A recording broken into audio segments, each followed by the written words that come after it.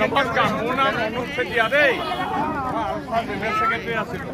আপোনালোকৰ ঘৰত আলফা কাৰণে ভাত খাওঁতে আপোনালোকৰ সময়ত আমি মানুহ মাতিবলৈ